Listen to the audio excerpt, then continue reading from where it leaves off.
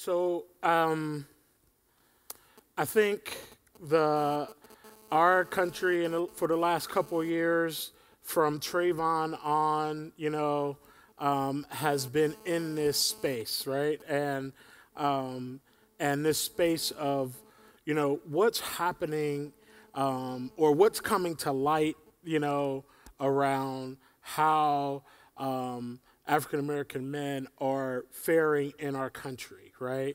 From mass incarceration stuff to police shootings to just plain issues of poverty, right? And so I think that's kind of been out there, and that's kind of been bubbling and being discussed, and something called a justice conference started or something, and that kind of got people kind of talking about more of this stuff. And I think so. Then the Michael Brown situation happened in Ferguson, and yes, there's a community there that this deeply affects, but it also it kind of it kind of makes people sit back and go, okay, what's happening here, right? What's with this guy going and being pulled over for a seatbelt and getting shot? What's going on with this person at Walmart getting shot, or this 12-year-old, or or this kid who is arrested in his own house? And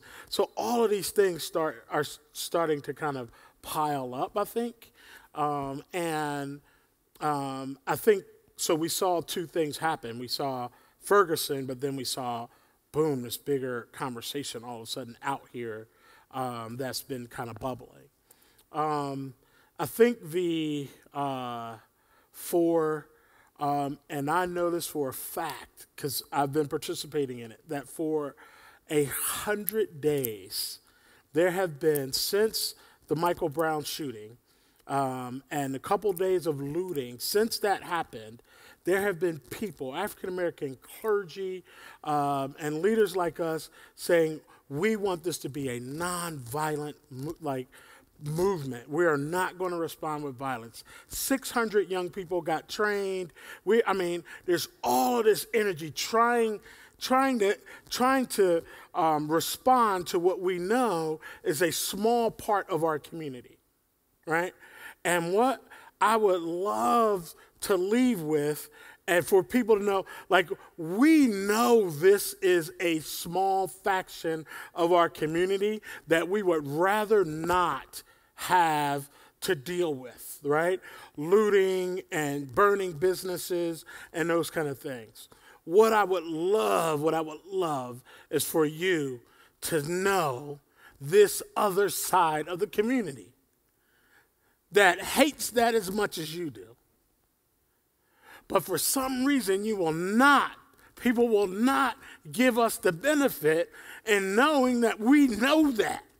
We are trying to fight against that, while we also understand why people who are at the end of their rope, who think there's nothing left, they are going to respond this way. That's going to happen, and we're trying to combat that. What we need our white evangelical brothers and sisters to do is to see us on this side. Join us. We will have more. We will be able to combat this. But instead, we get judged for this small portion, and nobody comes to the table.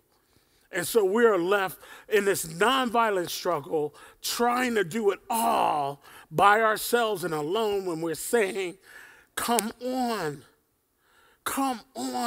there's something wrong. Let's address this together. It's not happening. It's not happening on a large scale.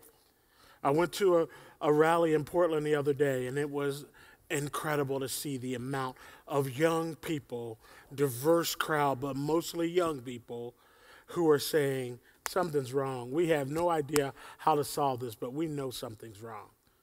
A peaceful protest. And come on, in every community, every one of your homes, there's a part of it that you wish didn't exist. We are fighting for peace. There are more African American, Latino, Asian, Native folks who are for peace than there are who are not for it, who want to burn down things. Join us who want peace. Come on. Like you want, I'll close with this.